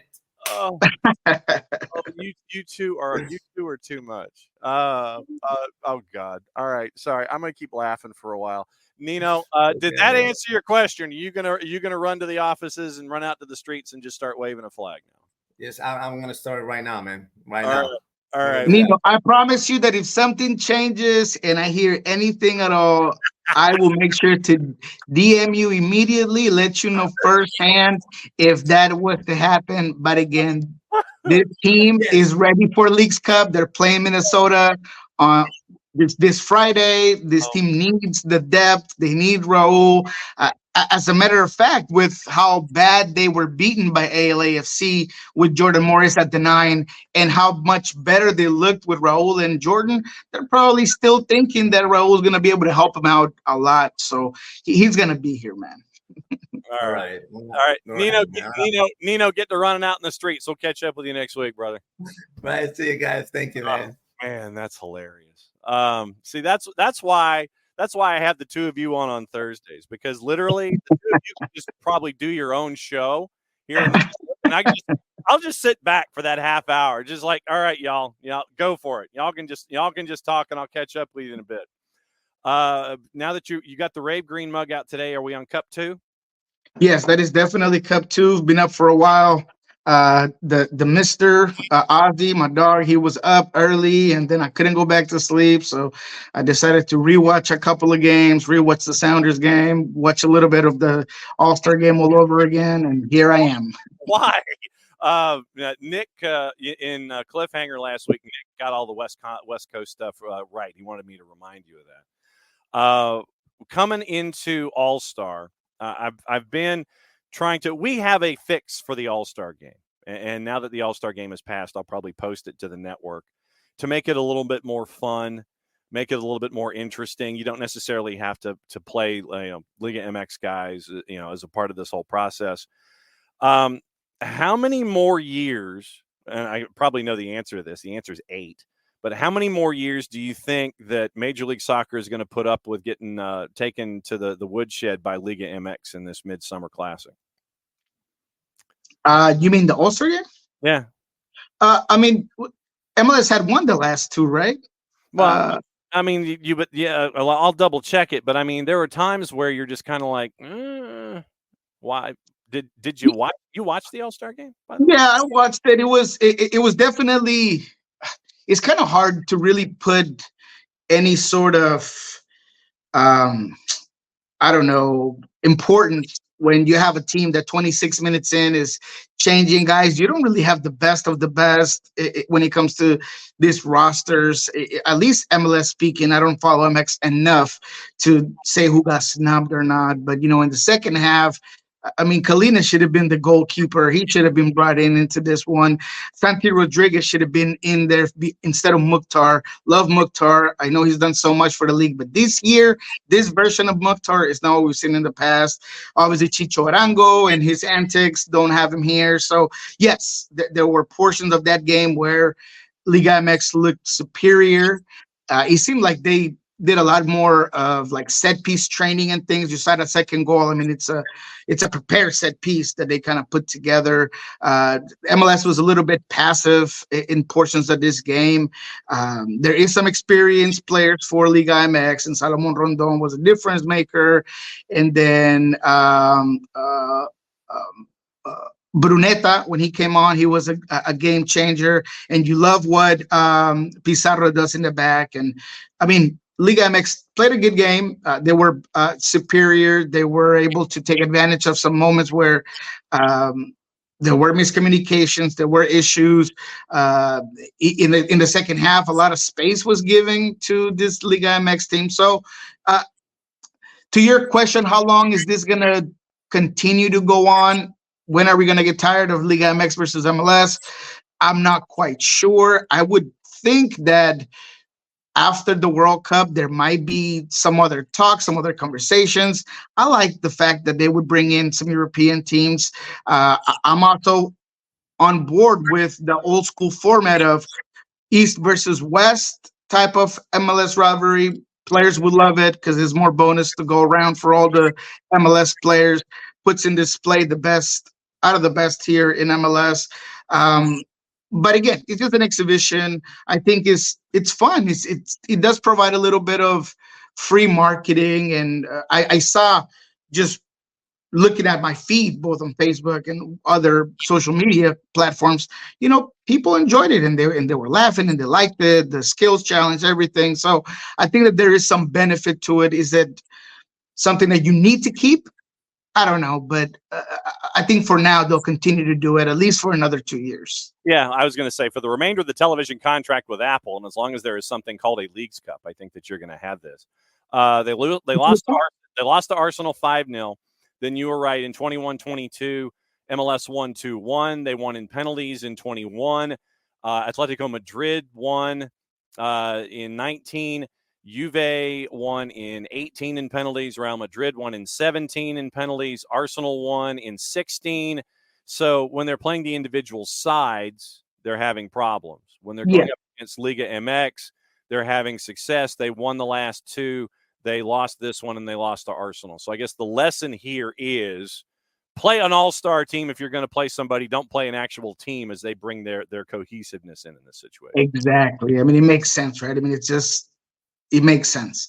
And the other whole component is when you start to put this into the ballot and getting players to kind of be voted in more because of popularity than anything else. And some of the coaches' decisions are also a little bit odd. Even the commissioner's decision, like I love Nagby, but is he one of the best players right now in that position? I'm not sure. So if you really want to be competitive against Newcastle or Arsenal or Liverpool, you're going to have to put a team that's more cohesive. You're going to have to get maybe a coach that selects the real best out of the best and see how that goes out. But at the end of the day, it's an exhibition. It's for fun.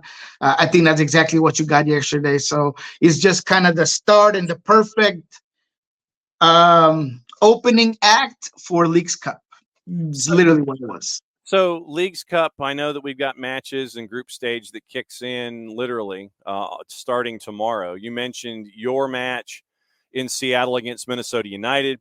Atlanta United is at home taking on DC. Purple team's got CF Montreal. Pumas is taking on Austin. The Juice Boxers have thrown a blanket over that one. It's within the margin of error. LAFC is taking on Xolos. And obviously, for the most part, the Major League Soccer teams are prohibitive favorites in this because everything's still at home. Everything still is at home sites for the teams in Major League Soccer. So the Liga MX side's at a distinct disadvantage coming into this tournament because they're the ones doing all the traveling and they're not going home for home games. What is the vibe in Seattle about Leagues Cup in general? And is it just something that everybody's trying to wait through to get to the second half of the season? Yeah, that's what I'm getting. At least the real, red-blooded, you know, uh, ECS supporter, the people that are really have been following this team for a very long time, they all believe that this sort of effort and marketing and everything that the league does to make sure that this tournament is a success should be put into something more like the Open Cup that has more history, that they feel like they're more embedded into. You've seen probably the fan bases that are boycotting this Leagues Cup here and there in Orlando and Austin and all of these places. So I think that there is a little bit of a split in terms of how many people are excited about this. I'm very curious of what the numbers are going to look like in terms of attendance on Friday. It is a Friday. It is a work day. Minnesota's not a fantastic team. If people are really trying not to go to this game, it'd be very easy not to go to it. So I think we'll see exactly where people are at this particular game. Even the Necaxa game. Necaxa, I know that there's already a group getting ready to receive the team here in Seattle, and they probably have their, 5,000 fans or so, but how much is that going to reflect in that game against Necaxa? I'm not quite sure. So I would say, yes, there is a mixed feelings here in Seattle in terms of this Leagues Cup, and the majority of the people are not too excited about it, and they are kind of waiting and hoping that either Seattle flames out or that they rotate a lot of players so they focus on MLS once he comes back, as well as the semifinal of Open Cup against LAFC. Question from one of our Twitch pitchers, and it's from Abby, and you may know the answer, you may not, but she wants to know if Leagues Cup was included as a part of the season ticket package for Seattle Sounders. As far as I know, and this is not my forte, but I have talked to some people, I believe that it's not. Okay. And I believe that you do get first pick at the games, but I'm not 100% sure, to be honest. Yeah. I don't have season tickets. I don't follow that part, but I thought that I had seen a few season ticket members tell me that they do need to put in for those tickets. Yeah, reason that she is asking is because for the first game in Leagues Cup, it was included as a part of the season ticket package, and she was just trying to figure out, what it is in other cities, and so that's why she was asking. Maybe that makes sense. I mean, one of the games, perhaps, yeah, but I'm not quite sure. I'll find that out though, and I'll make sure to bring that information here next week. But I'll make sure to get that in for you. One game makes sense. Second game is an option. Yep. Hey, that sounds exactly as what a team would do for an event like this one. So yeah, I mean, it makes sense. We'd like to welcome some new folks into the Twitch pitch. We've got a couple of Liverpool fans apparently have decided to come crash us this morning, wanting to know about our UK football teams that we support. I have one on. Well, I had membership in trusts on each level, and then promotion and relegation got in the way. So the easy answer for me is AFC Wimbledon, Scunthorpe United, Swansea, and what's my other one? Portsmouth. Those are the ones. One on each level. I had it all figured out. When I started following everything from the beginning, it was like, okay, I'll get a Premier League team, a Championship team, a League One team, and a League Two team. And then promotion one got in the way, and one almost went completely bankrupt. Two are in League Two, one's in League One, so I'm out of control. So good morning to You'll Never Walk Alone 66 and Jordan Hyman. Welcome. This is where we are from 9:05 Eastern to 11 whenever Eastern, every single Monday through Friday. Other things that I wanted to discuss with you this morning, we got into the All-Star game. We're kind of at the unofficial halfway point of the season. So when it comes to teams that, since we're now in the transfer window, teams that are cool where they are. I feel like Carlito all of a sudden. teams that are cool where they are, and maybe a tweak here or there just to kind of let things go. Who do you think is cool where they are? They can just kind of sit and watch everybody else. Who do you think is a move away from hitting that next level, and who's a move away from possibly, taking the house of cards and sitting there and smashing it and running it into the ground? You pull the wrong Jenga block out and you can fall in. And who's just basically in your mind right now at the halfway point? Well, the cool cucumbers, I think, is Columbus. I think they're the one team that, if they were to continue and keep this exact roster, they are still probably the best team in MLS. They're my pick to take Leagues Cup as well. In a tough schedule, I got them beating Tigres, later down the line. So they'll be my team that's cool and collected. I would also put the Timbers in that conversation, and I say that because we've seen enough out of this attacking front to kind of, maybe realize that this roster is good enough to do a lot of damage. Defensively, they got some work to do, but they're one of the highest scoring teams in the league. I think that Evander is all bought in. I expect him to continue to do that. Love what Santi Moreno is doing, really coming through. Jonathan Rodriguez is bought in. I mean, the team just seems to have a lot of quality in the final third, and I feel like that's going to be displayed here in both MLS and Leagues Cup. So those are the two teams that I would pick as the cool. We're watching, we're chill, we're not worried about the summer window. Then what teams are one move away? Charlotte comes to mind. I mean, Charlotte is such a disciplined team, such a hard team to break down. They seem to have all the pieces from the back end to the front. I think Swiderski gives them a 9, with some principles of a false 9. He can draw back, he can generate some things. Maybe if they add either another 9 and allow Swiderski to play behind him, or maybe go in a 2-striker system, or they bring in a 10 and allow Swiderski to have someone that's going to amplify his game. I love what Westwood's been doing.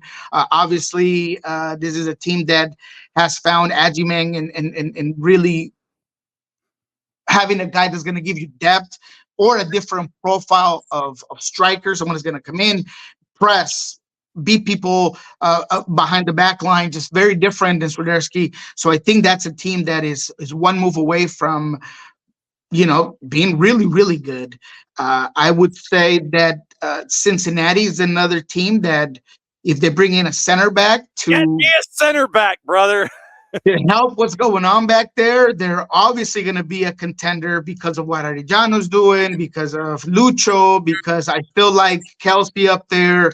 What's going to happen with Bupensa? Is he going to stay? Is he going to go? Are you going to try to free that off the books and maybe use that to bring in a center back? So that's another team that I feel like are one move away from being really good. And then the last one was a team that might mess things up by bringing somebody in. Yeah. I think the LA Galaxy. I keep hearing this Marcus Rios coming, and I don't know where he fits. And I don't know if you're going to be adding a component where there's a lot of chemistry right now. There's fluidity. Fagundes, Peck, Ricky, Pencil, Joveljic. I mean, that's a lot of players that have brought you where you are. They're all really binding together. You saw what Fagundes has been doing all season. So if you bring a guy like that, one of those guys is going to fall off.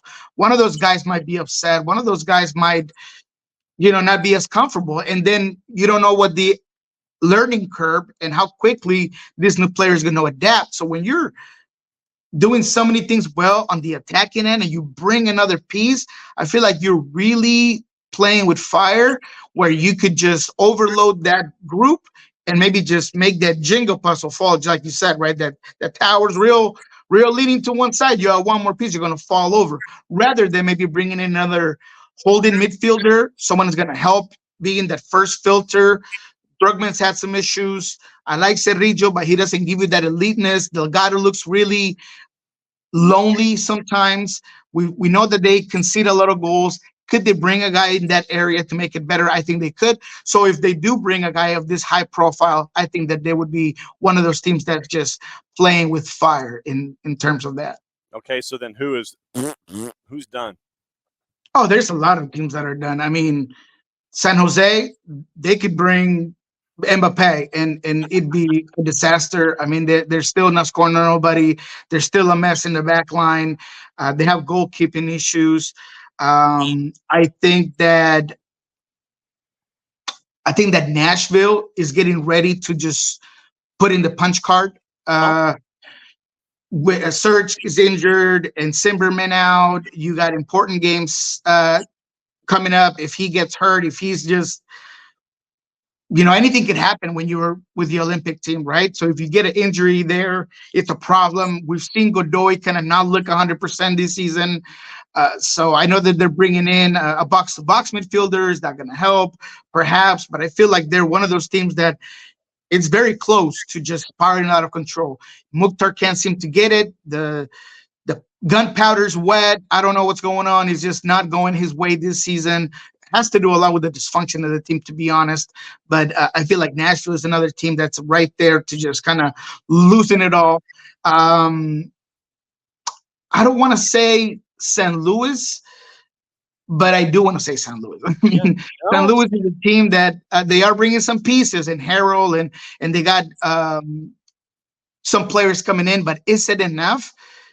Can it be enough to compete in the West to get you in to, play along the lines of a team like Houston that I feel like is going to be really strong, like Vancouver that has been up and down, but they can really be on a hot streak real quick. Even Seattle, if Pedro Del Vega can be healthy and be a difference maker and maybe put it all together for Seattle. So I just don't see St. Louis there. I feel like they're another team ready to put their punch card in and being right out. All right. So what's going on at Soccer Bar and Pulso Sports we need to know about? Because I know that you're shifting from our show to your third cup of coffee. That's right. We'll be talking about Leagues Cup. Obviously, we're going to break down what are some of the teams that could go very far in this tournament in terms of MLS, how they compete with teams like Tigres and Cruz Azul, America. Those are the teams that usually Monterrey. Those are the teams that dominate these sort of tournaments. So how do they play out? How far can Miami do? How much are they willing to really put into this tournament when they've already won it last season? And maybe they would rather worry about that supporter shield, maintaining that home advantage for the playoffs and everything else. We're going to talk about some transfers, some news that have come around MLS. So should be a good one. In Pulso Sports, I'll be down at Swedish and Providence Clubhouse. Yes. And we're going to be just coming to you with Brian Smetzer talking about Leagues Cup, try to get a couple of players from the Seattle Sounders. It should be a busy day for Pulso Sports as well. As always, my friend, great to see you during your second cup of coffee. And thank you for the worldwide conversation that you have with Nino on the Nino and Niko crossover segment, where we end up discussing everything with South America, North America, and all points in between. I love the fact that you guys just run, and I learn more on a Thursday when the two of you combine. It's like the Wonder Twins. You guys just sit there and you go like that, and it all explodes. Thank you, my friend. We'll catch up with you next week. Thank you, John. Have a good one. Take it easy. Enjoy Leagues Cup. Hopefully Atlanta gets a win. It'll be an interesting game against DC United. We'll see what happens over there. But always good seeing you and the SDH family. Have a good one. All right. Be good, brother. All right. So there goes Niko. Niko's going to go from one show to the next show. And a couple of other notes before we get out of here. It is Atlanta United has rostered Jacob Williams and Ashton Gordon for Leagues Cup. And also the transfer of Ezequiel Barco to Spartak Moscow has taken place. And so that is now officially official. And it looks like the price tag was in the neighborhood of 16 million US. So that the picture has been made. Barco is there, and he is transferred over to the Russian league. So Ezequiel Barco. And now we have to figure out how much of that ends up in the coffers of Atlanta United. And so we'll see what happens. We'll see what happens there with Ezequiel Barco heading over to the Russian league. So we'll keep an eye on that one as we go. Tomorrow, stacked. We catch up with our friends in Asheville City, Scott Wells in the USL League 2 round of 8s. We also are going to be catching up with our friends from Tormenta. Darren Van Tassel is going to join us at one point of the show. They're having a press conference in the next couple of minutes, and they're going to announce the signing of Niko by Burton Albion, largest transfer in USL League 1 history. So it's a big day for League 1 and a big day for everyone in Statesboro. And so South Georgia Tormenta, we'll have them on tomorrow. Hopefully we'll catch up with our friends from Beyond Goals Mentoring tomorrow and catch up with what's going on there. Get you ready for all the playoffs, all of the things, Leagues Cup, all the points in between, all here in one place. Thanks to Jarrett. Thanks to all of you guys for coming in. So it was Jarrett, it was Bart, it was Nino, it was Niko, and it was y'all.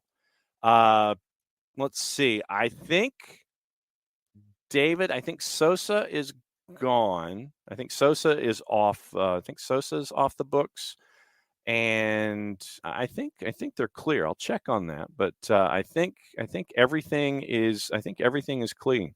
So once again, the women's national team later today against Zambia, and we'll catch up with all that activity tomorrow. So it's going to be a stacked show. Probably might be adding some more guests tomorrow, and it's going to be a fun one. So back at you in a little less than 22. Time to whistle for a close. Time for me to find a banner. And time for me to find a full screen, not a banner, because it was just a banner. You get to see me whistling. So here we go. See you once again tomorrow. Mucha plati. I'll play it safe. See you in a little less than 22.